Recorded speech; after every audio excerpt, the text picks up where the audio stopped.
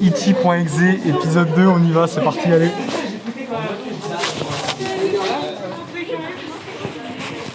Bonjour. Non, mais c'est bien, tu vois. Merde. Il n'a pas dit bonjour. Si, il a dit bonjour, t'as pas vu? Il n'a pas dit bonjour.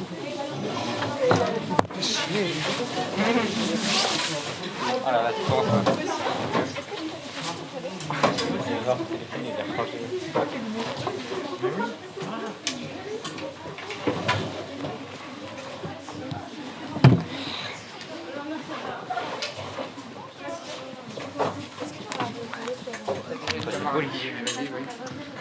Non, c'est sûr. Il est dans cette... Ça fait sûr d'avoir... Bonjour. Alors j'ai complètement oublié de prendre votre devoir, donc on va commencer le chapitre 10, et donc il sera corrigé que la semaine prochaine. Vous avez des notes sur Chronos. Et on va attaquer le chapitre 10, chapitre qui sera le dernier du thème 3. On va repasser au thème 4.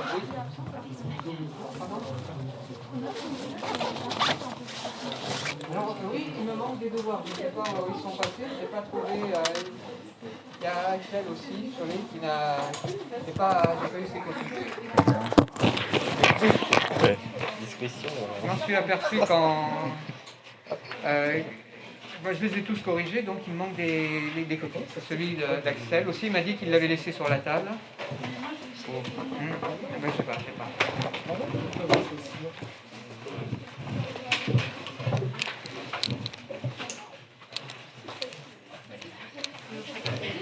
Oui, on est au chapitre 10. Oui, on fait des sauts dans les chapitres parce qu'il y a ceux de physique, ceux de biologie. Alors, ce qui m'intéresse dans ce chapitre, c'est après avoir vu que la Terre n'était pas plate mais ronde, on va voir aussi que la Terre n'est pas au centre de l'univers. Et donc avant de justifier la place de la Terre, on va simplement déjà se poser la question de sa place, la Terre dans l'univers.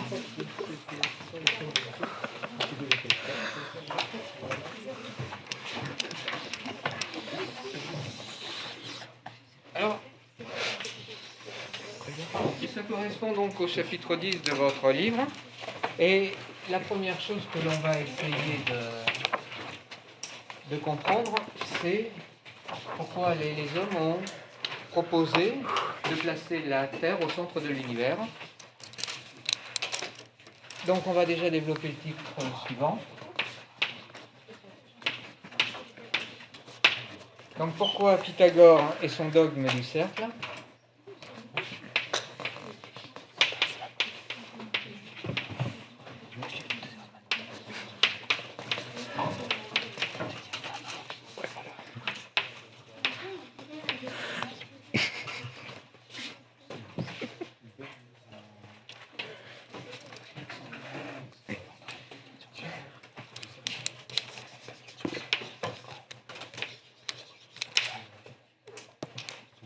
Donc on aboutit.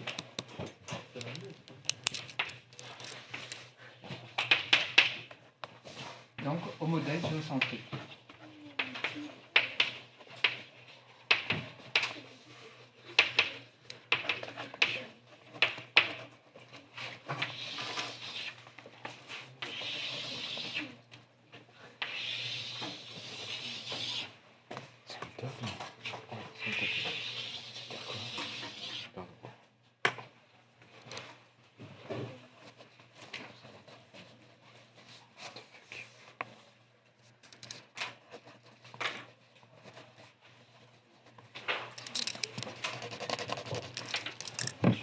Oui. C'est-à-dire quoi son dogme? Ah bon, on va essayer d'expliquer chaque mot. Simplement, je regardais au niveau des absences.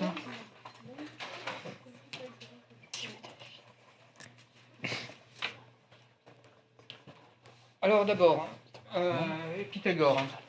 Vous connaissez le théorème de Pythagore, c'est donc un mathématicien. Le tout, c'est qu'on le situe dans la chronologie des événements qui se sont succédés sur Terre. Maintenant, la notion de dogme. Est-ce que quelqu'un connaît la signification de ce terme en français? Un dogme.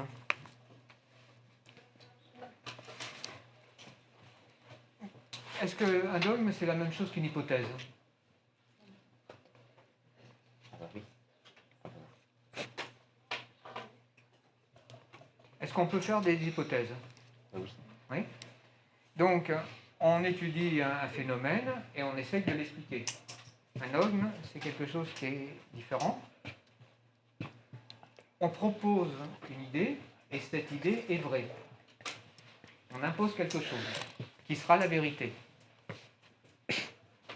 Et ça, c'est quelque chose qu'on applique plutôt à la religion.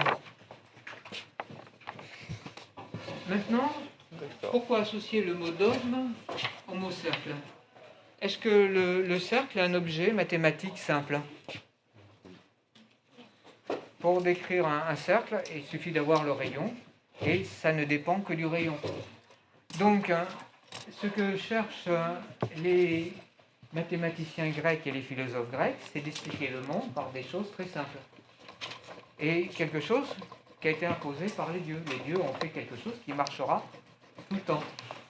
Et donc, le cercle étant parfait, ils vont expliquer leur monde à partir du cercle. Ils auraient pu prendre d'autres figures mathématiques. Un flocon de neige a combien de branches? 26. Mais est-ce qu'on va pouvoir expliquer le monde à partir de cette symétrie 6? Ça ne leur semblait pas évident, donc ils ont proposé de travailler sur le cercle et ils vont donc tout expliquer à partir du cercle. Maintenant, le modèle géocentrique, qu'est-ce que ça signifie, le modèle géocentrique? Que la Terre, elle est où dans l'univers? Dans le centre.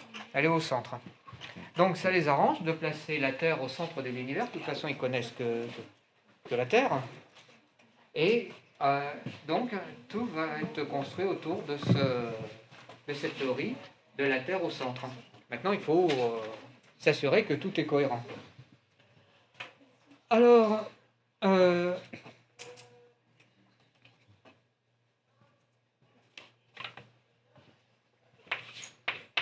premier paragraphe, la Terre au centre de l'univers, un modèle qui fonctionne.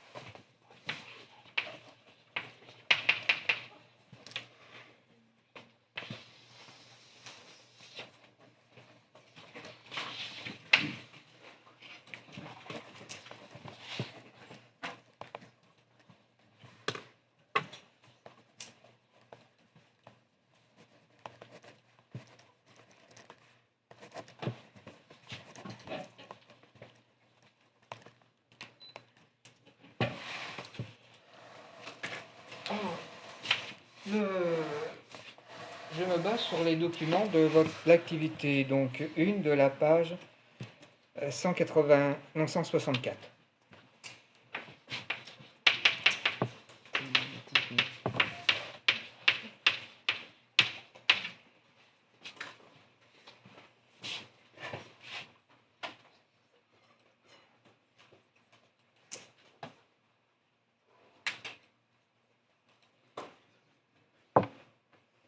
Non, c'est pas ça. Pardon?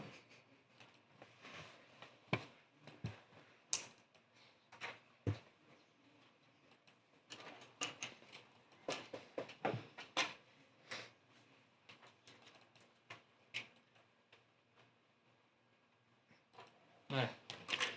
Donc ça, c'est tiré de votre livre. Alors, qu'est-ce que les civilisations anciennes avaient été capables d'observer? On a déjà dit qu'ils avaient des calendriers. Par exemple, dans le devoir qu'il faudrait que je vous rende, l'exemple du calendrier qu'il y a en Inde. Ces calendriers de pierre permettait de prévoir un certain nombre de choses. Donc, avant le monde grec, partout, toutes les civilisations ont été capables de faire des calendriers assez parfaits. Les Grecs, eux, vont mettre des noms aux objets qu'ils observent.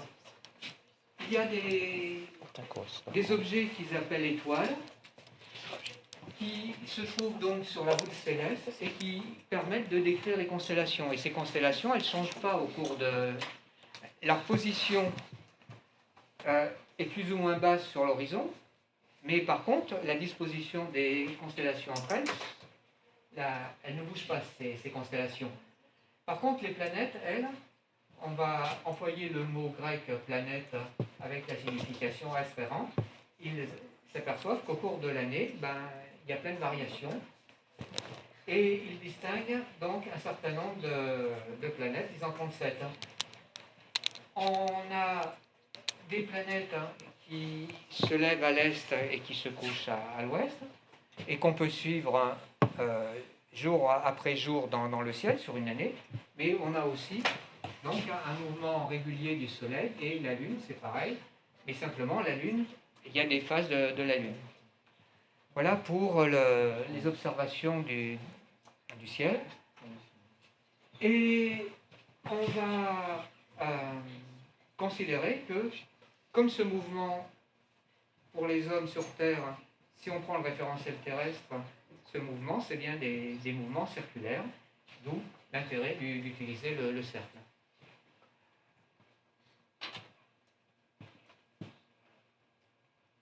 Est-ce que vous avez des questions sur cette notion d'astre errant?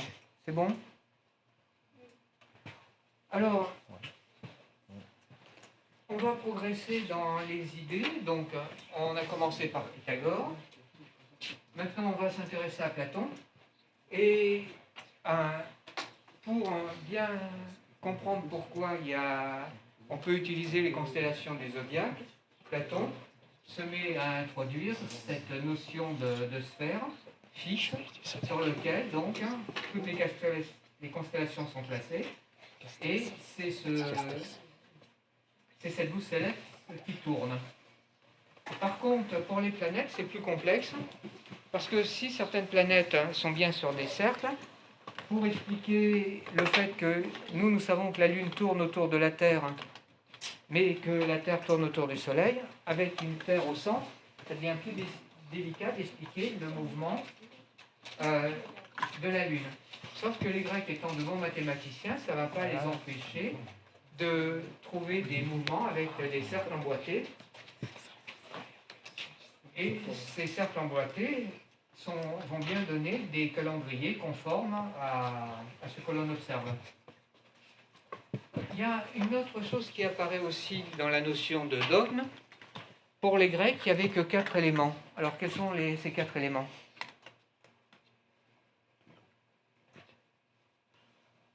Oui? La terre, le feu, l'eau et l'air. Oui. Alors, est-ce qu'il est normal que ce qui est lourd descende vers le bas? La gravité. Oui, c'est la gravité, mais eux ne connaissent pas cette notion de gravité. Elle apparaîtra que beaucoup plus tard. Mais par contre, effectivement, quel que soit l'endroit où on est sur Terre, on va toujours utiliser un fil à plomb de la même façon pour avoir la verticale du lieu. Maintenant, est-ce que l'air chaud a tendance à s'élever? Oui. La fumée, ça s'élève. Les Grecs qui ont utilisé d'autres connaissances techniques, d'autres civilisations, est-ce qu'ils savaient faire de la poterie? De la métallurgie? Faire des colorants? Oui. Est-ce qu'on peut expliquer toutes ces activités artisanales avec cette notion de 4 éléments? Oui. Est-ce qu'il faut du feu? Oui. Est-ce qu'il faut de l'eau? Est-ce qu'il faut des minerais? Oui, donc c'est pas incompatible. Donc on peut tout expliquer. Simplement, il y a un savoir-faire. Hein. Et les hommes ont été capables d'avoir ce savoir-faire sans faire de la physique et de la chimie comme vous Vous connaissez. La notion de température est quelque chose qui est arrivé bien après, mais il n'est pas indispensable de connaître la température. Un forgeron n'a pas besoin de connaître la température. Lui, pour forger du fer, il suffit simplement qu'il regarde la couleur de son fer. Soit il est rouge et malléable, soit son fer est chauffé à blanc, et à ce moment-là, il peut le souder. Mais ça, c'est l'expérience qu'il lui a appris. Donc il n'a pas besoin de mettre tout ça en équation. Alors donc ça, c'est le document 1 et le document 2.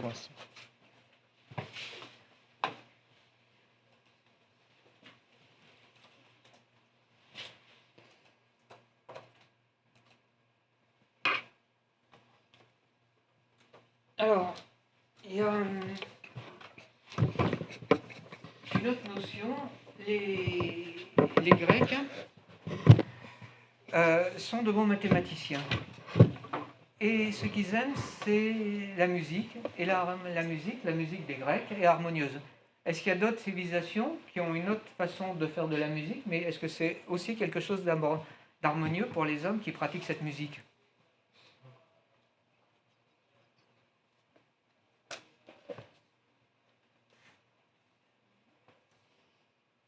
Pour des civilisations qui sont nées en Amérique, en Afrique, en Asie, est-ce que leur musique est harmonieuse ?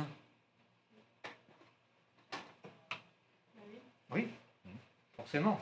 Autrement, ils ne pratiqueraient pas de la musique, ils feraient du bruit. Est-ce que toutes ces civilisations ont la même façon de faire de la musique ? Non. Mais là aussi, ça reste quelque chose d'harmonieux. Donc la notion d'harmonie, c'est quelque chose qui est propre aux hommes. Soit ça leur plaît, soit ça leur plaît pas, mais en tout cas, ils vont faire quelque chose qui vont leur plaire. Alors les Grecs vont essayer de mettre en équation leur musique. Et ça, c'est ce qu'on fera dans le thème numéro 4. Maintenant, on revient à cette notion de voûte céleste et de planètes. Les planètes doivent tourner autour de la Terre. Et on ne va pas les placer n'importe où, on va les placer à des endroits où mathématiquement, ça devrait faire quelque chose d'harmonieux, une musique harmonieuse. Est-ce que les hommes sont capables d'entendre la musique jouée par les planètes quand elles tournent autour de la Terre ? Non. Par contre, les dieux, eux, oui. Ils ont placé ces planètes sur des endroits précis pour que, en tournant, les notes jouées soient harmonieuses pour les dieux. Donc c'est comme ça qu'ils vont expliquer pourquoi les planètes sont à différents endroits, ne sont pas mises n'importe comment. Eux, ils trouvent une logique mathématique dans la position des planètes. Est-ce que vous savez qui a trouvé les lois qui permettaient de prévoir les positions des planètes ? Donc c'est Kepler. Mathématiquement, on peut expliquer où se trouvent les planètes. Elles ne peuvent pas être à un autre endroit dans le système solaire. Et après, on verra que non seulement on trouve les relations mathématiques entre les positions des planètes, mais en plus, on est capable, par les lois de la gravitation, de dire pourquoi elles sont là et pas ailleurs. Alors, les Grecs vont distinguer deux parties, enfin trois. Un monde qui est corruptible, quel est le monde sublunaire avant la Lune, et un monde supralunaire où là, il y a l'harmonie qui règne et tout s'enchaîne régulièrement. Est-ce que vous avez des questions sur ce qui a été dit ? Alors, je dicte plusieurs phrases et puis on reviendra à la suite des documents de cette activité.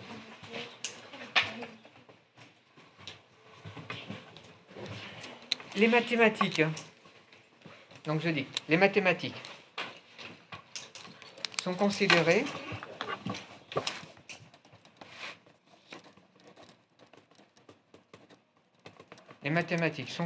comme le principe organisateur de la réalité.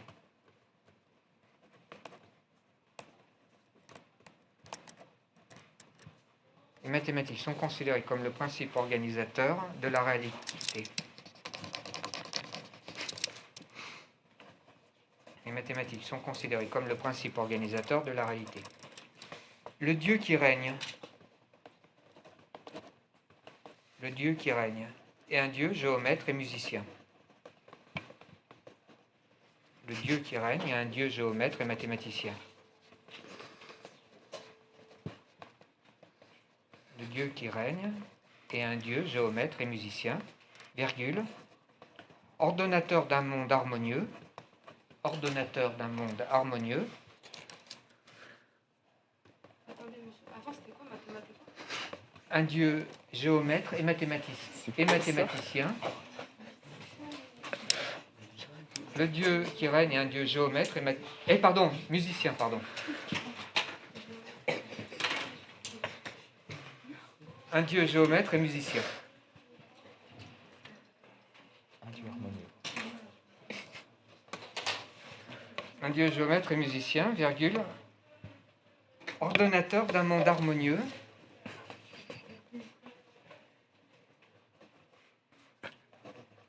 fondé sur des proportions parfaites,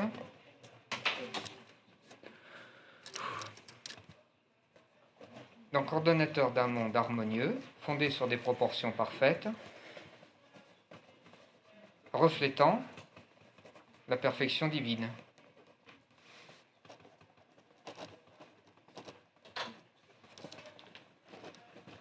Fondé sur des proportions parfaites, reflétant la perfection divine. Mais oui.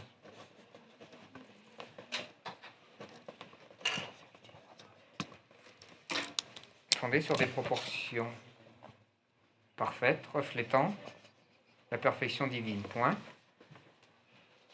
Est-ce qu'il y a que dans la musique où on a cette notion de proportion? Bah non. On pourrait l'appliquer à quoi aussi? Oui, à l'architecture. Bah oui. Est-ce que les Grecs faisaient des bâtiments harmonieux? Oui. Oui. Très harmonieux. Est-ce que cette notion de perfection dans les proportions a duré, s'est propagée dans les siècles? Oui. Est-ce que vous connaissez un artiste qui est spécialiste de l'harmonie? Est-ce que vous connaissez l'homme de Vitruve? Qui ça? Cet artiste a peint une femme sur un petit tableau qui se trouve au Louvre. Vous ne croyez pas quel est l'artiste à qui on doit que très peu de tableaux? Oui. Mais par contre, il a énormément de croquis où il essaye de reprendre cette notion de la perfection. Alors, donc, l'idée de cette Terre au centre de l'univers est liée à des notions mathématiques. Le cercle est parfait. Les planètes Dieu harmonieux. se déplacent sur des cercles. Et la position de ces cercles, il faudrait que ça donne quelque chose d'harmonieux si c'était des notes de musique qui étaient jouées. Et ça n'empêche pas d'arriver à faire quelque chose d'harmonieux. On verra dans le dernier thème qui est la musique. Alors, je continue à dicter. Donc, toujours en parlant de Dieu. Donc, il a créé un monde où les corps célestes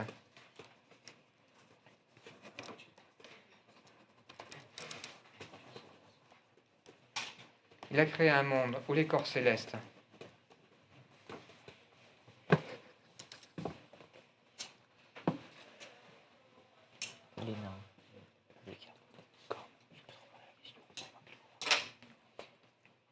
Il a créé un monde où les corps célestes ne peuvent se déplacer qu'en cercle.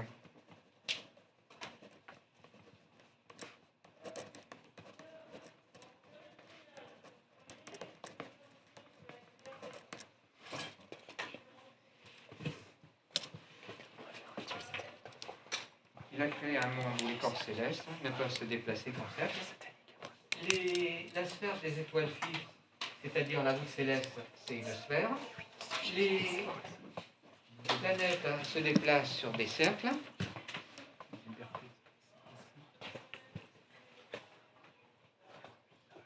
Et puis donc, on va partager ceci en monde sublunaire et supralunaire.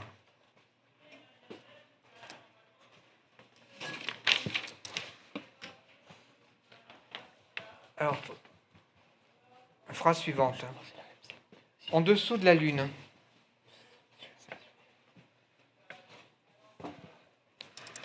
En dessous de la Lune, c'est le monde des humains. En dessous de la Lune, c'est le monde des humains, corruptible, virgule, imparfait, virgule, soumis à changement. Donc en dessous de la Lune, d'où le nom, en dessous de la Lune, c'est le monde des humains, corruptible, imparfait, soumis à changement, deux points. On peut y élaborer une physique.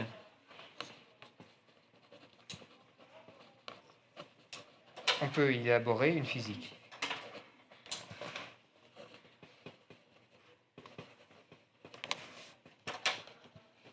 Entre parenthèses. Donc, en dessous de la Lune, c'est le monde des humains, corruptible, imparfait, soumis à changement. On peut élaborer une physique. Vous ouvrez la parenthèse, c'est-à-dire chercher les causes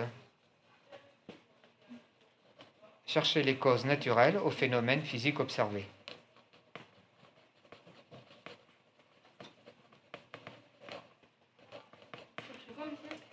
Chercher les causes naturelles aux phénomènes physiques observés. Oui. On peut y élaborer une physique. C'est le mot grec physique date de cette époque. Attends, non. J'ai faux, je crois. Alors, je fais une parenthèse. Oh, et puis, Est-ce que, d'après vous, est-ce que les dieux peuvent accepter que l'on essaye de comprendre le monde donc qui se trouve sublunaire, en dessous de la Lune? Oui. Entre parenthèses, donc ça commence par c'est-à-dire chercher des causes naturelles ou les causes naturelles aux phénomènes physiques observés. Est-ce que ça peut être autorisé par les dieux? D'essayer de comprendre le monde qui entoure les hommes. Oui, on ne cherche pas à comprendre le monde qui se trouve au-delà de la Lune, mais tout ce qu'il y a en dessous. Il n'est pas interdit de réfléchir donc à améliorer les procédés de métallurgie, de navigation, de chercher à faire des calendriers. Ça, c'est bien quelque chose qui n'est pas, pourquoi faire des carottes? qui ne remet pas en cause le dogme. Le dogme, c'est la Terre au centre, tout tourne autour. Mais d'essayer de comprendre ce qu'il y a dans l'environnement humain, c'est pas contradictoire. Vous rajoutez au-dessus de la Lune. Au-dessus de la Lune, c'est le monde divin. Au-dessus de la Lune, c'est le monde divin, parfait.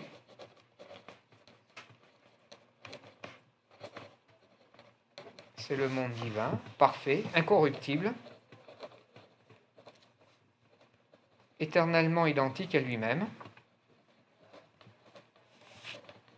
Éternellement identique à lui-même, avec la ronde inlassable, et harmonieuse.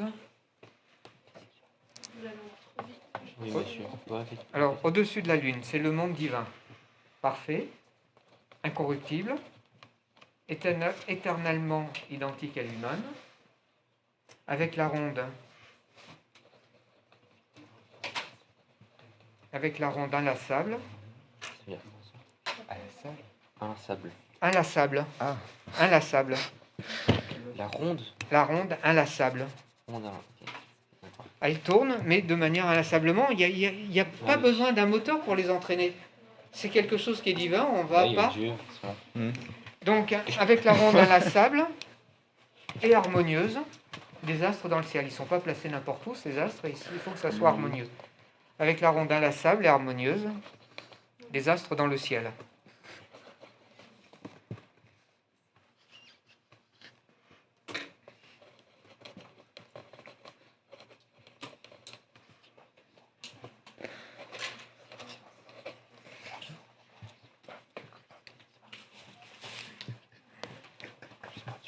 qu'il y a des questions? Alors, dans cette activité de la page 164, il y a d'autres documents qu'on n'a pas encore abordés.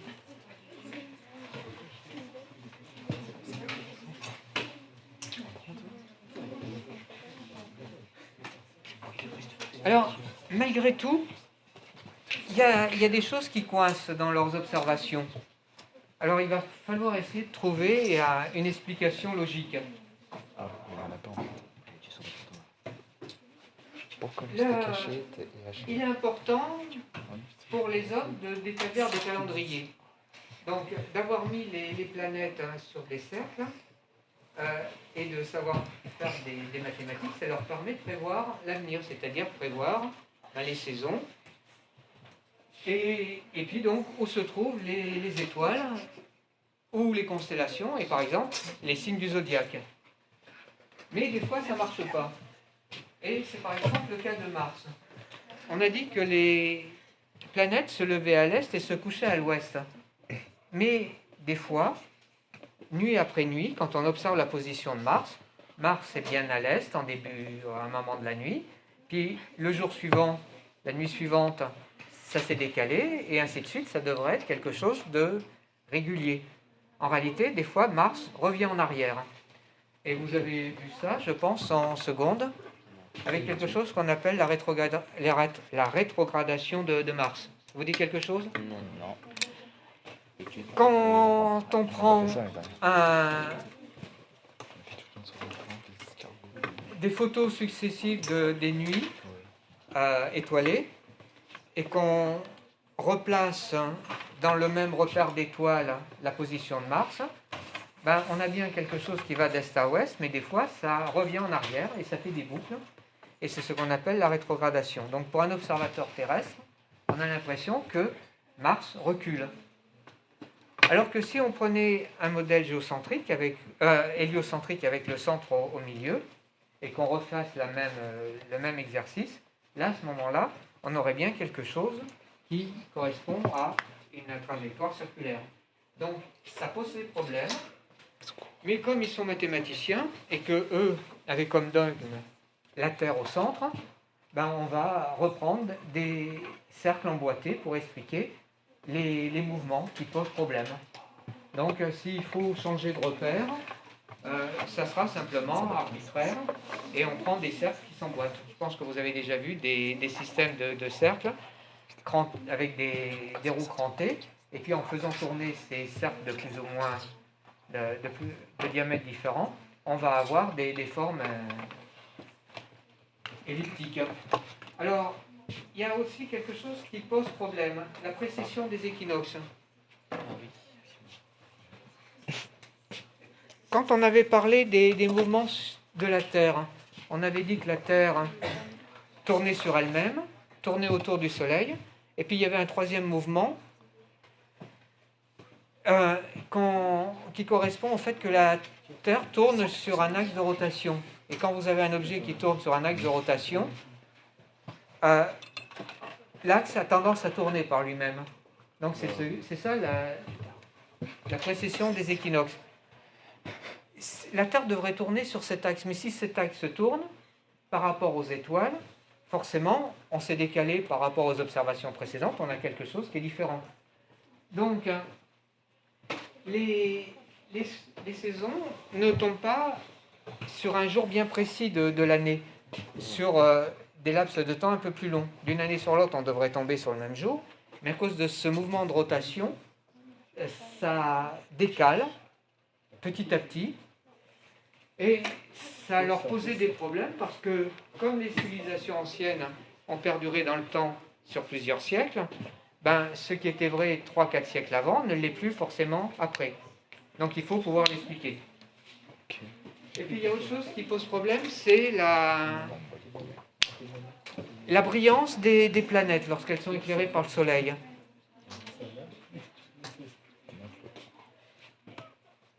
Et ça, c'est un problème d'observation. Si j'observe la rangée qui est ici, je vous vois tous alignés. Par contre, si je me décale, alors combien les hommes se décalent-ils quand ils observent le ciel? Du diamètre terrestre. Le rayon, c'est 360 millions de kilomètres. Donc si je me déplace de 360 millions de kilomètres, donc 2 fois 360 pour une année, pour une demi-année, je me déplace bien de 2 fois le rayon. Maintenant, je vois la rangée qui est alignée de côté. Et pour les planètes, c'est pareil. Quand ils observaient leurs planètes au cours de l'année, elles se déplaçaient dans le ciel nocturne, ça c'est bon, mais en plus de ça, leur brillance changeait. Donc il fallait trouver cette explication, mais avec une Terre au centre, ça leur posait des problèmes.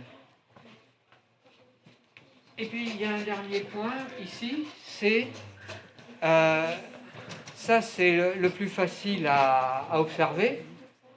On a dit que les planètes tournaient dans le plan de l'écliptique. Tout est dans le même plan. Le Soleil, la Terre, la Lune, les autres planètes. Mais à chaque lunaison, est-ce qu'il y a une éclipse du Soleil? Si le Soleil est là, la Terre est là, la Lune au milieu, normalement, à chaque lunaison, on devrait avoir une éclipse de lune, de soleil. Et inversement, une éclipse de lune. Mais en réalité, le plan qui contient la lune, là aussi, par rapport au plan de l'écliptique, ça c'est modifié. Alors si c'est modifié pour la lune, c'est aussi modifié pour la Terre, c'est aussi modifié pour les autres planètes. Alors donc, il y a plein d'observations qui posent des problèmes. Il y a un autre philosophe grec qui se pose des questions, c'est comment expliquer l'alternance jour-nuit.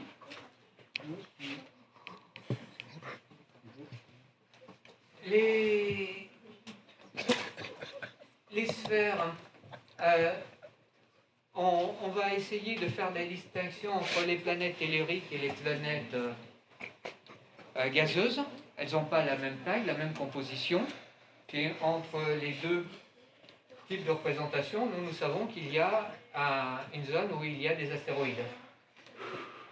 Mais pour arriver à avoir quelque chose de cohérent pour faire des calendriers, on en est arrivé à avoir 27 sphères, et puis des fois, on arrive à 56 sphères pour faire nos calendriers. Donc, ça devient de plus en plus complexe. Donc il faut des bons mathématiciens pour calculer ceci. Mais ça n'empêche pas d'avoir de bons mathématiciens. Et donc on en verra un en conclusion. Je m'intéresse à ce document.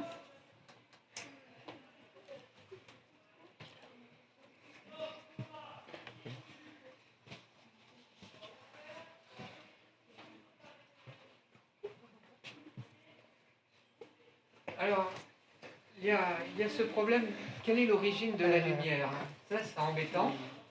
Nous, on a vu avec le cours que l'énergie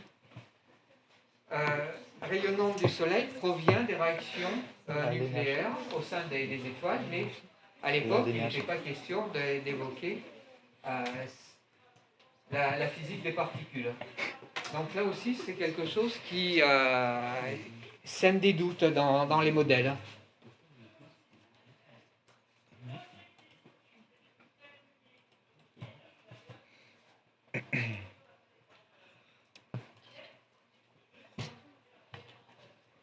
Donc, ces fameux cercles emboîtés, c'est 56 ou 25 cercles emboîtés. C'est ce qu'on appelle des épicycles, ces petits cercles qui tournent sur la circonférence d'un grand. Ça permet de tracer ces boucles, mais des fois, ce n'est pas suffisant.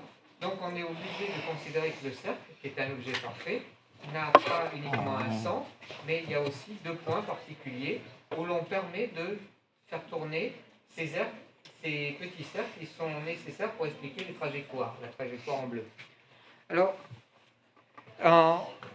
on voit que dans la partie grand A, le modèle fonctionne, mais il va falloir constamment le perfectionner. Donc il faudrait qu'on arrive à se repérer dans le temps pour savoir à quel moment sont apparues ces modifications théoriques. En tout cas, il a bien fumé un bon ouinge avant de venir. Un gros ouinge, tu vois, avant de venir faire quoi.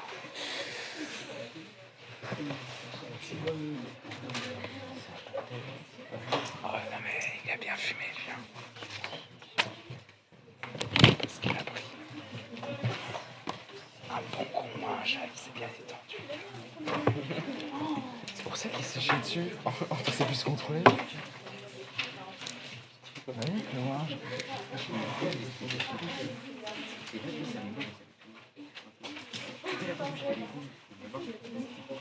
Ah oui, oui, oui. Qu'est-ce que tu fais? Tu bouges ton article.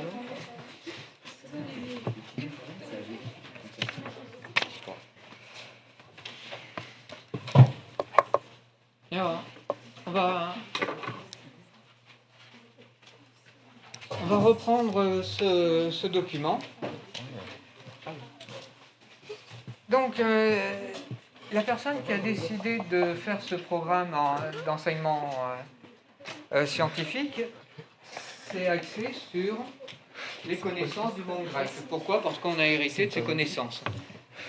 Alors, donc chronologiquement, on a ce problème de cité grecque qui sont liées par une même culture et qui ont mis pratiquement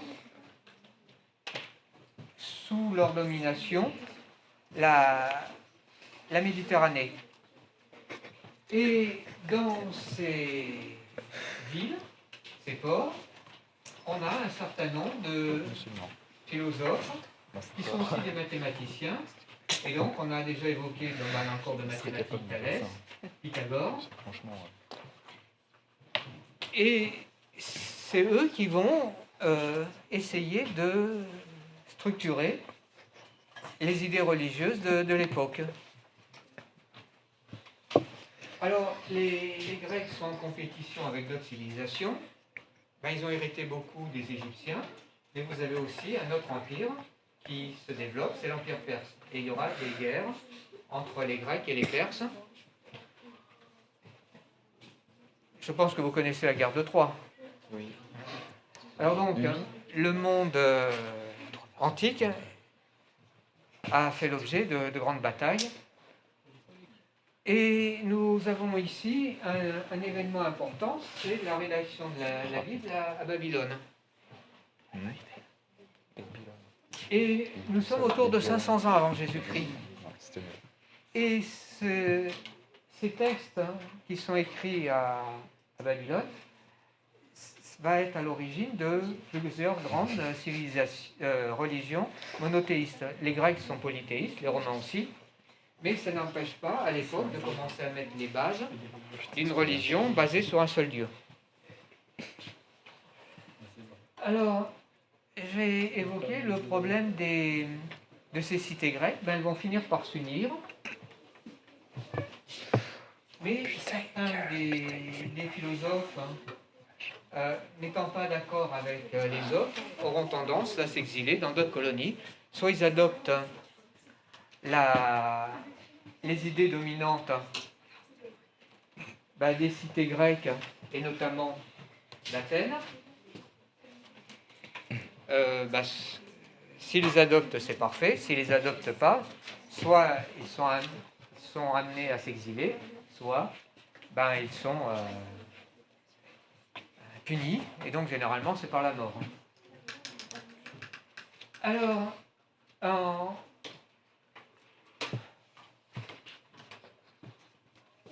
on va s'intéresser donc après l'unification de ces cités. Ça a pris du temps. Donc nous sommes vers 400, 300, et on a déjà évoqué Alexandre le Grand. Donc Alexandre le Grand arrive à unifier tout le monde grec en un seul royaume, le sien, sauf que comme il meurt, on va se retrouver donc avec ces généraux qui se sont partagés son empire. Et notamment, donc, nous avons les Ptolémées qui deviennent pharaons en Égypte. Et on a déjà dit que ça ne posait pas de problème. Eux, ils étaient où? On était Oh, on je vais s'était regarder ton cachés. portable. Les Grecs non seulement imposent leur religion, mais peuvent très bien accepter les religions des pays qu'ils vont conquérir. C'est pas gênant. Le principal, c'est d'avoir le pouvoir. En parlant de pouvoir, il y a quelque chose qui va contrarier les Grecs, c'est que la civilisation romaine commence à se développer, et puis militairement, elle sera plus puissante. Et les Romains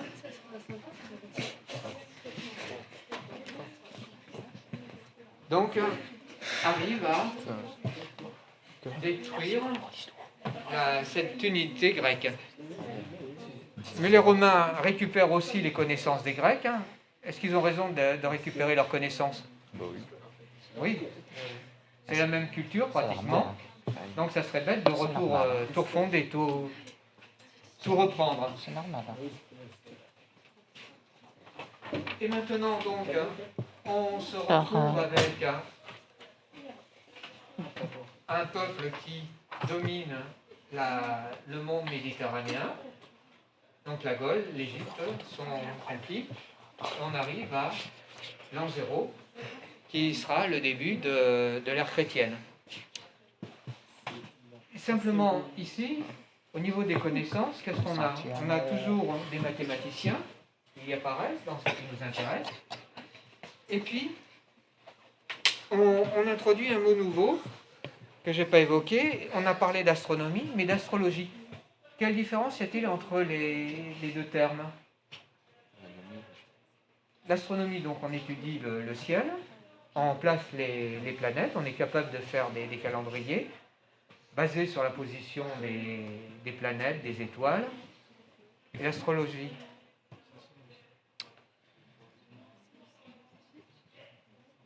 c'est de faire des prédictions. Si on sait prévoir des calendriers, est-ce qu'on peut prévoir l'avenir aussi? Non, mais si on est bon parleur, on va pouvoir sûrement arriver à prédire un certain nombre de choses. Avant, les prévisions s'étaient faites dans les abats des animaux, les oracles, mais c'est peut-être plus simple de s'appuyer sur des calendriers. Petite remarque, ici, C'est logique en même temps. la Chaldée, ce sont des précurseurs aussi de la religion catholique. Alors, les idées évoluent. Et puis, vous pouvez souligner quelque chose dans ce document qui est important. C'est l'arrivée d'un grand astronome qu'on appelle Ptolémée. Les observations de Ptolémée sont tellement précises que ça servira de référence pendant des siècles et des siècles. Nous sommes autour de l'an 0 et pendant plusieurs siècles, c'est ces observations qui serviront de base à tous les peuples qui ont accès aux observations de Ptolémée. Alors, malgré tout, dans notre chronologie, il se passe un événement important. L'Empire romain est attaqué de toutes parts par des peuples venus de l'Est, et c'est l'effondrement de l'Empire romain de Rome. Est-ce que il existe une partie de Rome qui continue de la civilisation romaine qui continue à se développer? Oui. Oui, elle est où? L'Empire? Oui, d'Orient, donc à Byzance. Et ça va donner donc des églises orthodoxes et autres. Est-ce qu'elles persistent toujours, ces églises orthodoxes, cette religion orthodoxe? Oui.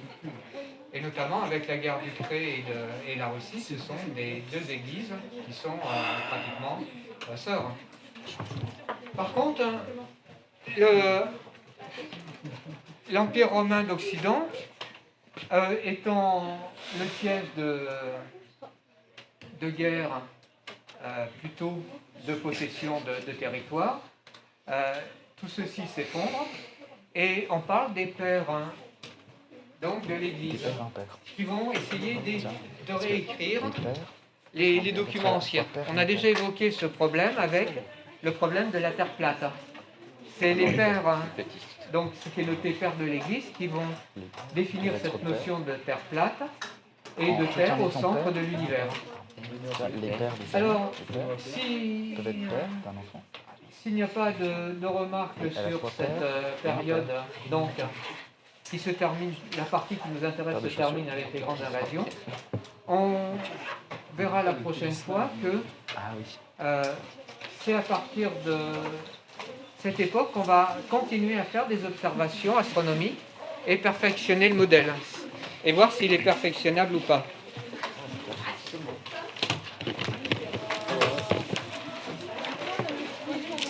Alors, la prochaine fois, j'essaierai de ne pas oublier vos devoirs.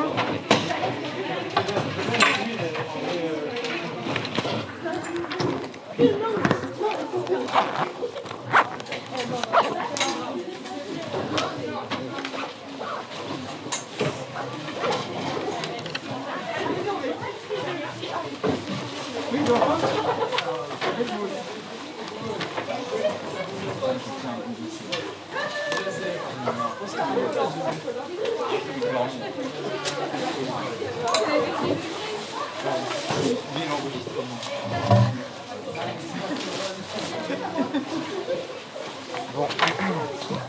Au revoir. Au revoir.